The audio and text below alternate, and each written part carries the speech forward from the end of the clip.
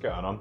Today we're going to swap out your bridge single coil pickup, single coil size humbucker to give your Strat a bit more poke. Before we crack on, we're going to talk about what the hell a humbucker is and why you might want one in your guitar. So back in the day, electric guitars primarily used single coil pickups. These guys were known for their bright, crisp, snappy tones. They have one pesky downside. They also do a bloody great job functioning as antennas and are prone to picking up electromagnetic interference, leading to what is known as 60 cycle hum. Actually invented first in the mid-30s by Electro Voice for use in microphones and PA equipment, the guitar humbucking pickup was developed in the 1950s by engineers like old mate 𝗧𝗵𝗶𝘀 with the infamous PAF patent applied for pickup, and followed up by Ray Butts at Gretsch shortly afterwards. So the design is delightfully devilish, Seymour, in its effectiveness. This is a traditional sized humbucker. Clearly see your two coils. I'm going to rip it apart for science. So these are secured to the back plate with a couple of screws.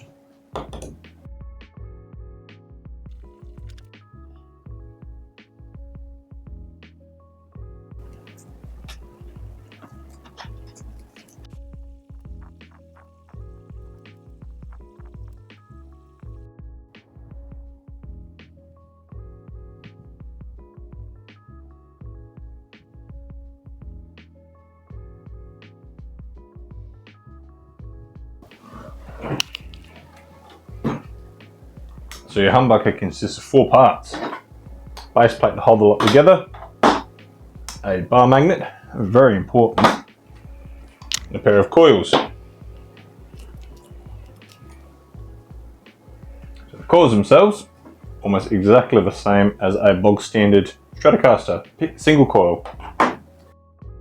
So these consist of a metal core shoved in a bobbin and wrapped with thousands and thousands of turns of enamel coated copper wire. Big difference is these slugs are all little magnets. These are just metal. So a humbucker consists of two of these coils wired end to end. This causes something really cool to happen. Remember how I said a pickup coil does a great job acting as an antenna for annoying electronic hum? Well, when a pair of them are wired up together in this way, we use this phenomenon to our advantage. Because they're essentially wired back to front, coil A picks up that noise like a normal single coil pickup, but coil B picks up the exact same noise 180 degrees out of phase. This results in the two coils' background noise cancelling one another out. That would also have an effect on your tone. Now this is where it gets even cooler. Like most cool shit, it's all thanks to the power of magnets.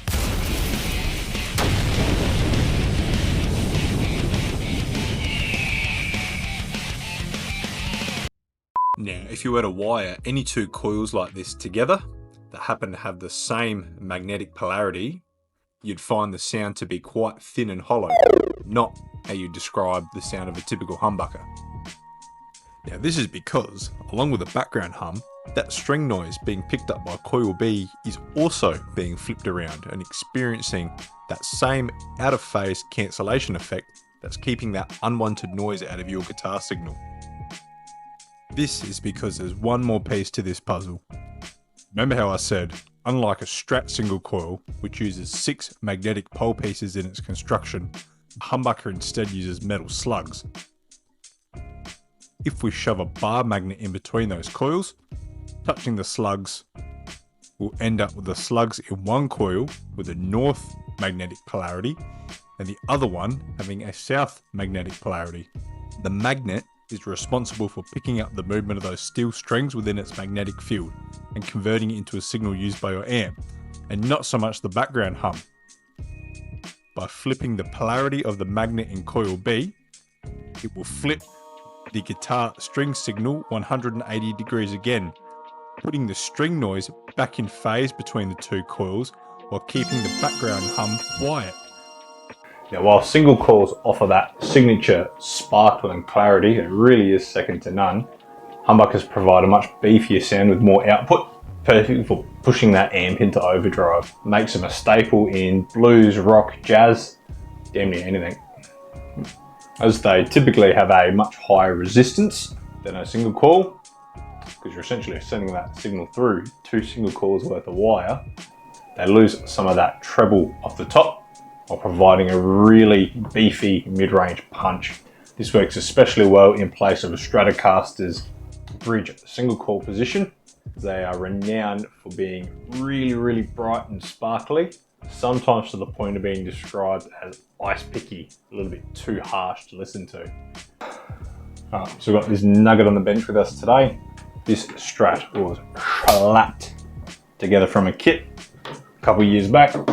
I didn't have a Strat and I wanted a Strat, so this was a B-stock kit from 𝗵𝗶𝘀 Guitars, Australian DIY guitar kit company, and it's become a bit of a test bed for all sorts of pickups and hardware, and a bit of woodwork practice, shoving veneers and stuff on things. The body's a bit wonky. It's become a bit of a workhorse guitar for me, and I do play it a lot. So it's a bit like an ugly pug, a bit funny to look at, but I can't help but like it. So right now it features 3 Wilkinson single coils, really good pickups for the money, and an additional switch to add your neck pickup in any of your 5 positions. David Gilmour's got the same thing on his black Strat, so it's just a little experiment. Now, regardless of the size of your hammer, a traditional humbucker is a lot bigger than a single coil cut out in a Stratocaster pickguard. Why won't you fit? But thanks to the clever clogs at DiMarzio and Seymour Duncan in the 80s, they've now developed humbuckers that are the size of single coils. That means you can have the best of both worlds, that hum cancelling and that nice beefy tone, without having to modify or round out the guitar's body to accommodate a bigger pickup or change out the pickguard. So before we get to the gooey electrical goodness on the inside, got to remove the strings and pull it apart.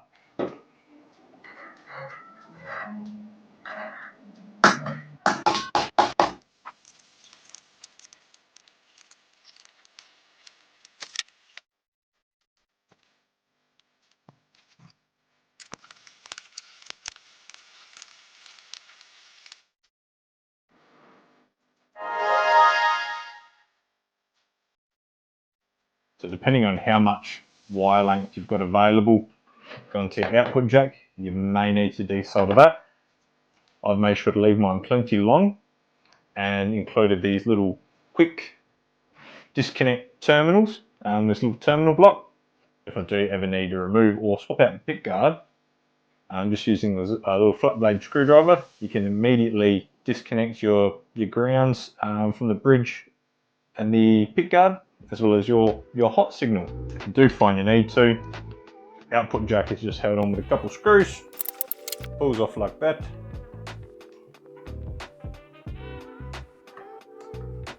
So the one connected to this outer piece of metal is a sleeve, that's your ground connection. The one that sort of tucks away underneath that little wafer and is connected to this little arm is the tip, that is your hot signal.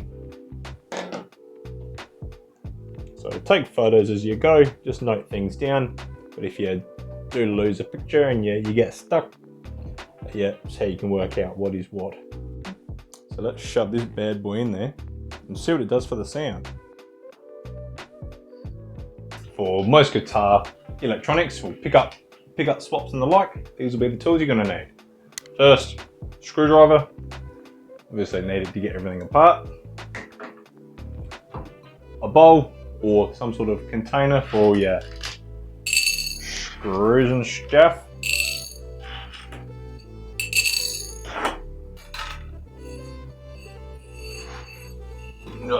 First things first, make sure you get yourself a decent soldering iron. You'll thank me later. You want something that can get pretty bloody hot. Guitar electronics are, as you can see, really small. But I mean, a cheapy iron can't get quite hot enough. Will have to be left on those small little components for a lot longer than they really should. That can damage bits and make it really hard to get good solder joints. I found this to be especially crucial when soldering the back of potentiometers and things like that. Sorry for not waving around a hot soldering iron. So they act as a great big massive heat sink, sucking the heat out of the part you're actively trying to solder, leading to nasty ass, horrible, unreliable cold solder joints, and that is not very fun.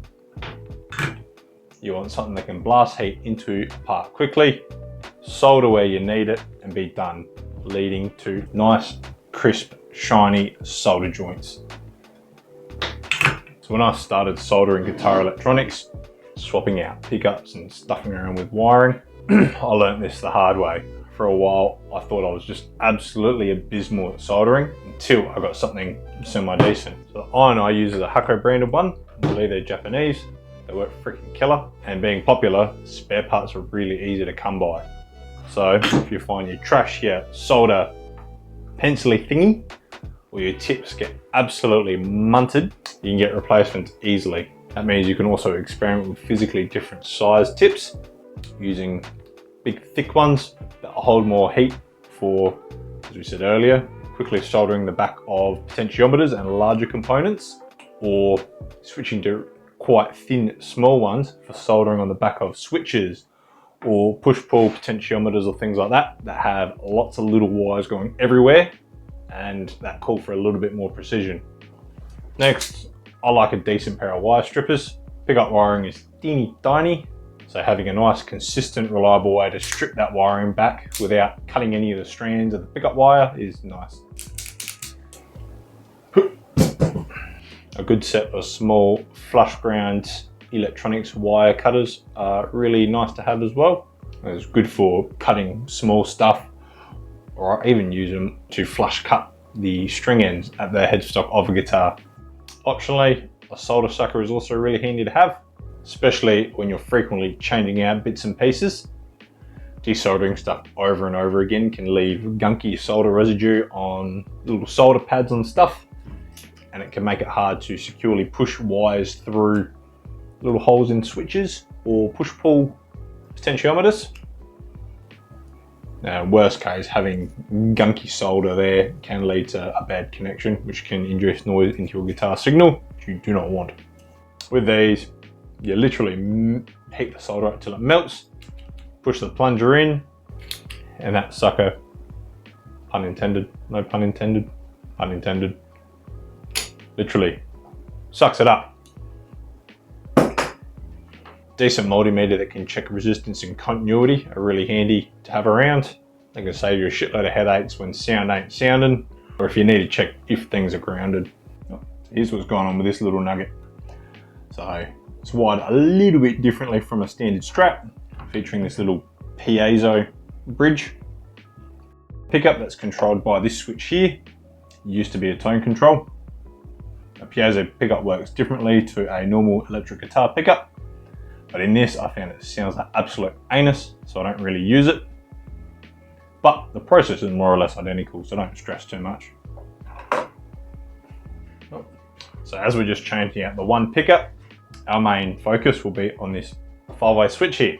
Now you might be asking, what the hell is going on with this thing? There's wires and shit going everywhere. Do not be afraid of the switch. The switch is your friend. Try my best to demystify it. Transition.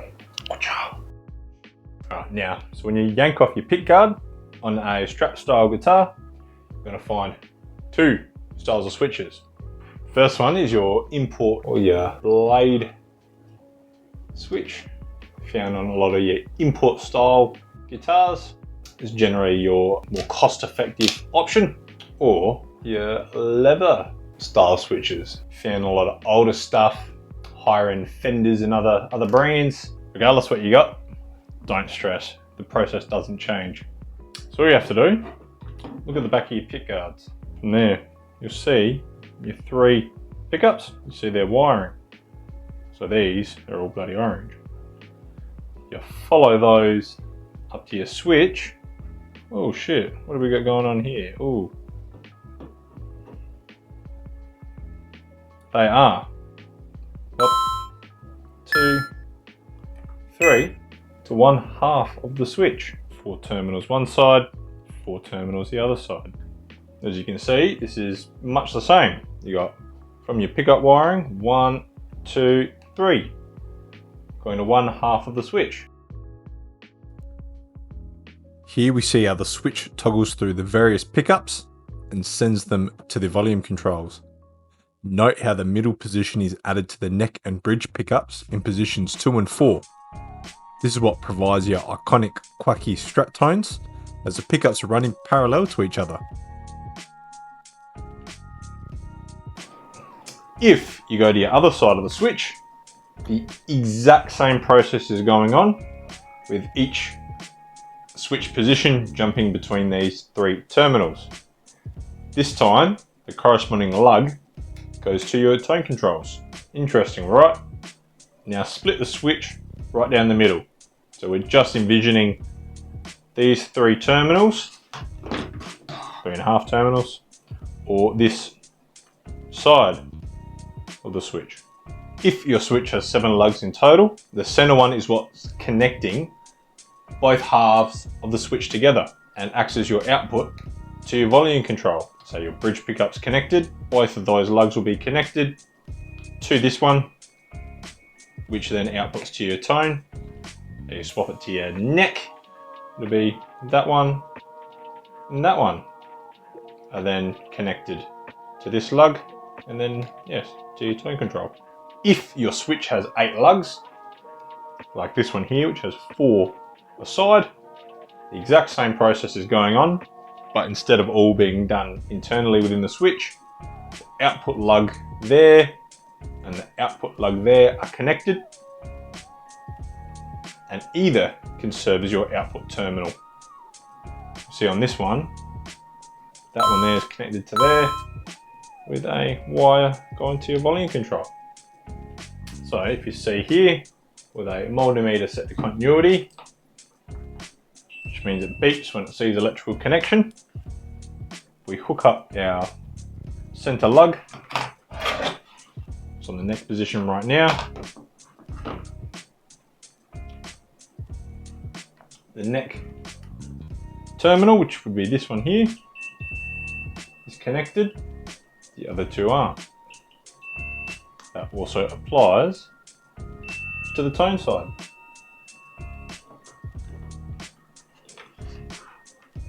We jump to the next position, which is a combination of the neck and the middle pickup. Same thing will still apply. So your neck terminal is still connected, as is your middle one now. No bridge. Your middle position, just the middle lugs hooked up, as well as the middle lug on the tone side. Bridge and middle, your middle and your bridge, and just the bridge, so on there. On a traditional Stratocaster, the bridge pickup didn't get a tone control, which I think it really could have benefited from. And you can see, while that lug is connected, it's not running anything. Hopefully that makes sense. So in this instance, the exact same thing will still apply, and these pickup wires are all color coded to make it even easier. My bridge wire being yellow.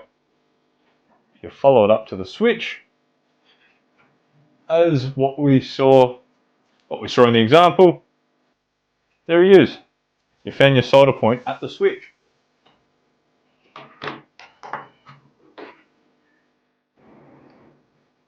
So now turn on your iron. So you just want to give it a second to heat up.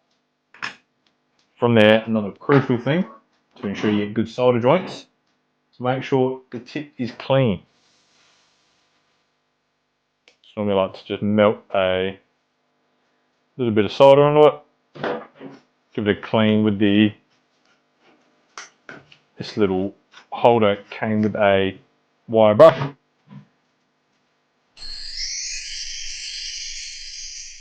Get your solder socket ready if you've got one. Go to your terminal on the switch. Get him primed and ready because you don't want to dilly dally and but which is out. Then you might be saying, Nathan, that's great and all. I've got that sucker. There's 2 freaking wires coming out of this thing. What do I do with the other one? Well, I'll tell you. Once again, following the wires from our pickup. Got a heap of black wires now. They'll end up on a singular spot on the back of this potentiometer. So they are they're your ground. That's your ground point. So you got 2 choices here. You can either desolder it. Just beware, there's a very good chance that all 3 wires will lift off that pot as the solder flows. Being that these are an uninsulated bare wire, they can sometimes get a little bit hairy when trying to solder back on the pot. Or you can just clip that singular pickup's ground wire. Over the years I've done both. Might irritate some people. I personally can live with that. I think this time around, for the sake of quickness and efficiency, I'm just going to carefully clip this lead and leave the other ones alone.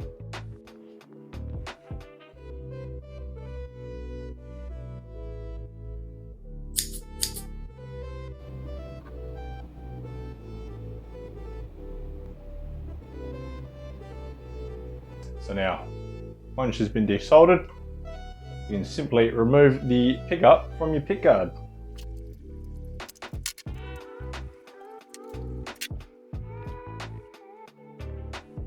So now, this particular single coil size humbucker mounts exactly the same as a standard Strat type single coil, using some good old self tappers to cut a thread into the little plastic base. We'll first shove that little dog into the pick guard, do him up and get into some more wiring.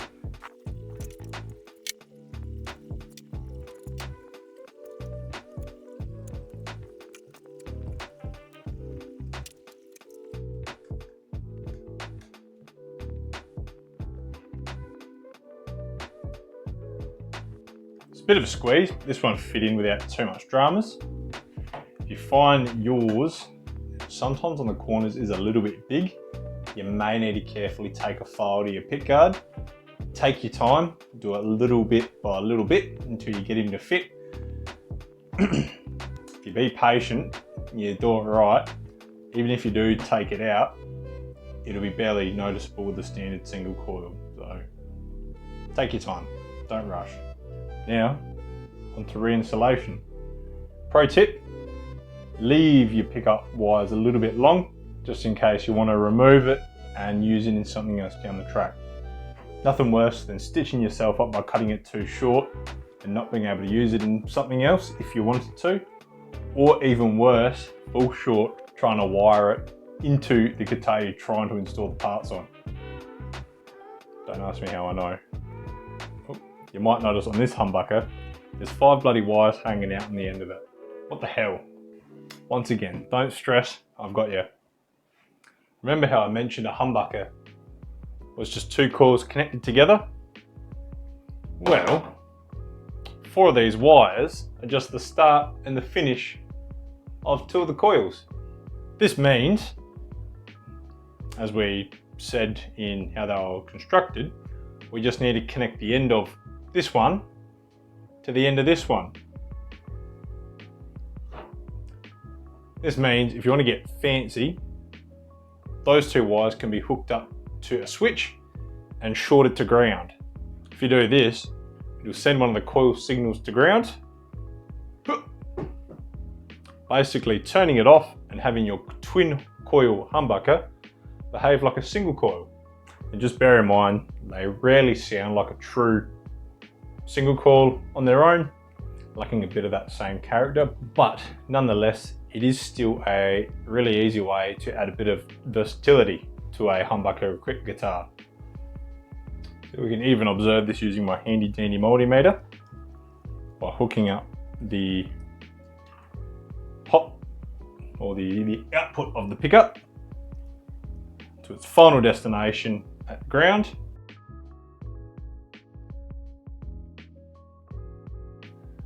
We're measuring up about 12.15k ohms. Now, if we were to connect this ground terminal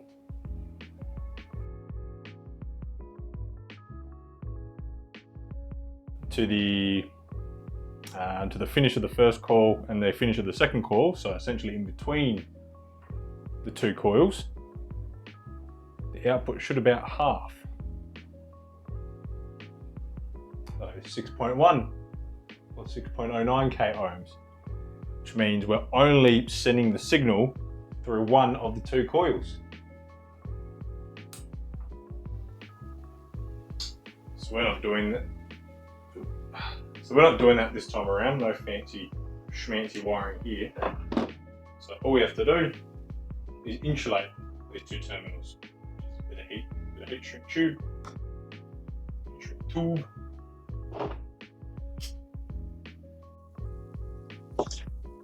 So now,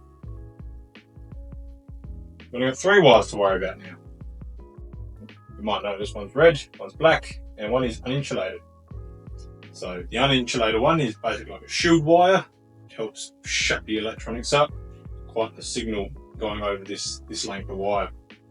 That is connected up to the end of your signal, so normally technically the start of the south coil.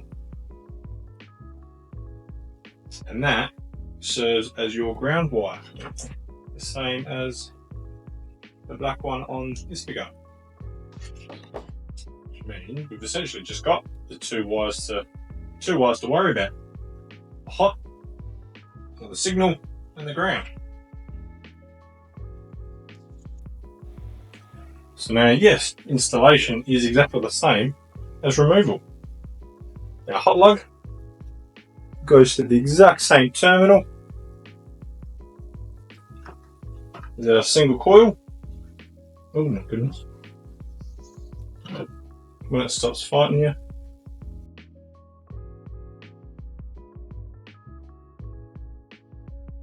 And the other end goes to the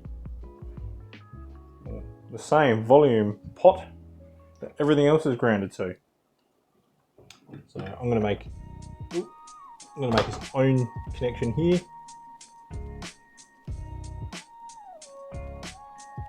But so long as it's a good joint, should be alright. Oh dear. Oh, she's hot. She's hot.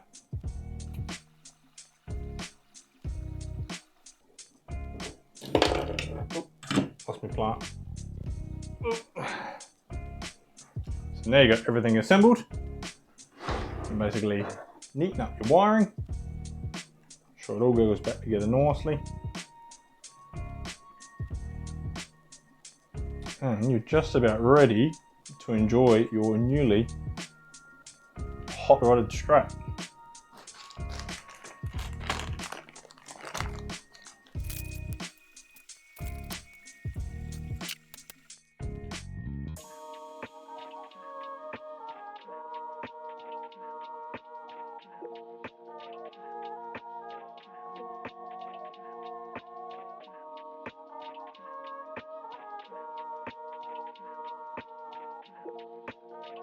So now, before you go through your final assembly, check that everything bloody works. There's nothing worse than putting on a pick guard and having to take it off because you get no sound.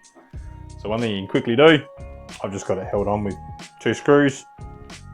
So we've installed the bridge pickup. So let's chuck it in that bridge position, crank the volume. If you just tap it with something metal,